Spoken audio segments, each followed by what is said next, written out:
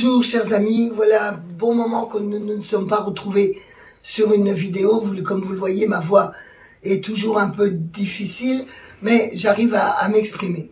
Et si je m'adresse à vous aujourd'hui, c'est qu'on a un mois de l'élection présidentielle et qu'évidemment c'est un choix majeur. Je voulais vous dire qu'avec mes amis de la gauche républicaine et socialiste, nous appelons à voter pour Fabien Roussel et son programme Les Jours Heureux. Ça fait des années, des mois que je me bats avec mes amis pour que nous arrivions à un rassemblement des forces de gauche autour en particulier d'un programme législatif commun, car cette 5e République qui présidentialise tout à mort est dévastatrice sur la capacité à rassembler des forces pour transformer la société et en particulier pour rassembler la gauche. Je regrette d'ailleurs que les différents leaders, et notamment ceux qui étaient le plus en responsabilité, n'aient pas mis toute leur énergie pour atteindre cet objectif. Nous en sommes là. Le deuxième regret que j'ai sur la période passée, c'est que, à force d'être ambigu sur l'idée que la gauche, le clivage gauche-droite existerait toujours et que la gauche a une identité d'une forte actualité qui répond aux problèmes de ce temps et de notre pays, à force de cela, il n'y a plus de repères et je constate que depuis l'élection d'Emmanuel Macron, en dépit d'une politique antisociale, la gauche a été incapable d'être plus forte aujourd'hui qu'hier et que par ailleurs elle laisse monter l'extrême droite de manière tout à fait inquiétante. J'en tire la conclusion que sans un rassemblement, sans une gauche fière d'elle-même, qui porte une gauche populaire en opposition aux visions populistes, une gauche populaire qui soit en situation de défendre le pouvoir d'achat, la réindustrialisation du pays, le monde du travail, les services publics, les valeurs de la République, la souveraineté nationale et la laïcité, à défaut d'avoir cette gauche forte dans le paysage politique, tous les égarements sont possibles, l'abstention continue à monter et l'extrême droite se nourrit bien sûr des faiblesses de la droite, mais aussi de celles de la gauche.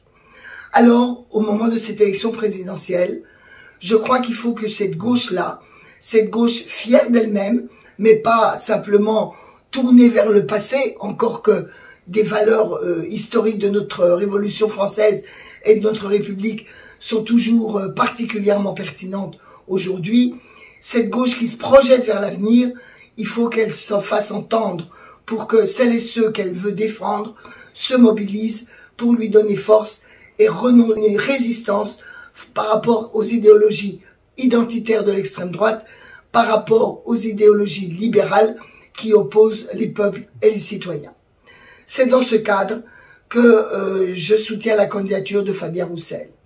Il y a dans son programme des choses qui me paraissent extrêmement importantes et que je veux en quelques mots souligner. D'abord, le pouvoir d'achat. C'est pas d'hier, mais le salaire, la hausse du point dans la fonction publique, vivre dignement de son travail, combattre la précarité pour que le nombre des chômeurs en apparence diminue, ne soit pas remplacé par des travailleurs pauvres qui augmentent. La question du pouvoir d'achat et de la vie digne. Le deuxième grand sujet qui me paraît majeur, c'est réindustrialiser la France. Alors on est de temps en temps attaqué comme productiviste. Mais franchement, arrêter la grande vague libérale, faire que ce qu'on consomme, que ce qu'on utilise soit produit en France, made in France, proche de nous, c'est premier combat écologique. Parce qu'on réduit les gaz à effet de serre, sans compter qu'on défend notre modèle social et qu'on préserve notre autonomie. C'est un combat de l'écologie populaire. Évidemment, il faut faire muter ce qu'on produit, prendre en compte les enjeux énergétiques. Et de ce point de vue, je crois raisonnable d'avoir un mix énergétique avec une part de nucléaire qu'il faut sécuriser et une part d'énergie renouvelable, car ce n'est pas l'un ou l'autre, mais l'un et l'autre. Et si on ne fait pas des efforts des deux côtés, nous ne relèverons pas l'immense défi d'une société décarbonée.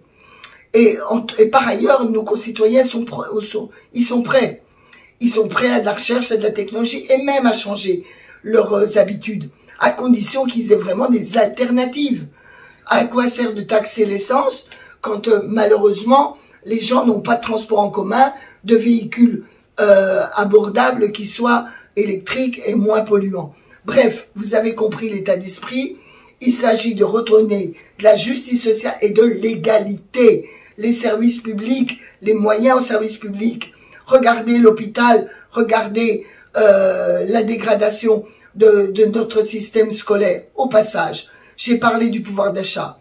Je plaide pour qu'il y ait une priorité de revalorisation non seulement du SMIC, mais aussi de tous les salaires dans la fonction publique comme ailleurs, dans des professions qui sont féminisées.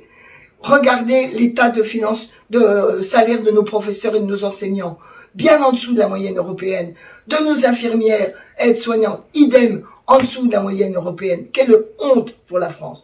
Mais il ne s'agit pas seulement de se révolter, il s'agit de soutenir des gens qui ne lâcheront pas sur ces sujets majeurs. Enfin, je voudrais terminer sur les valeurs de la République. J'ai parlé de l'égalité. L'égalité, c'est refuser absolument toutes les discriminations. Et il y en a, oui, une partie des jeunes de nos quartiers, oui, une partie des populations qui ne sont pas de couleur blanche peuvent se retrouver pas toujours bien accueillis, pas toujours bien traités, même dans nos services publics ou par les agents de la fonction publique. Mais le bon combat, c'est celui du refus de toutes les discriminations, c'est celui de l'égalité et jamais du repli identitaire. Voilà ce que je défends, ce que Fabien Roussel défend sans mollir sur les valeurs de laïcité. La laïcité, loi 1905, toute la laïcité, rien que la laïcité, car la laïcité, c'est la liberté, c'est l'égalité, et c'est une forme importante de notre République. Alors, je vous convie à voter, comme moi je le ferai, à l'élection présidentielle pour Fabien Roussel et pour les jours heureux. Un peu d'optimisme dans ce monde troublé, car si nous basculons vers la fatalité, vers le fatalisme, ce sont les puissants, les dominants et les idéologies mortifères qui risquent de triompher. Il y a une alternative, les jours heureux.